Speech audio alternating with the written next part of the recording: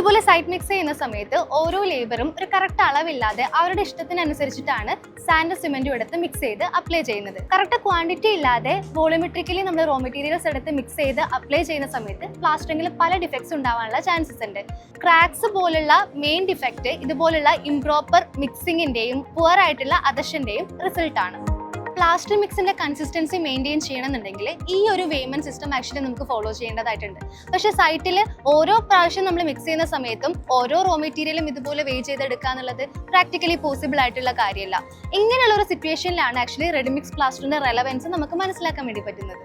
ഇത് PJ Maxxന്റെ express plaster എന്ന് പറഞ്ഞിട്ടുള്ള ഒരു റെഡിമിക്സ് പ്ലാസ്റ്റർ ആണ്.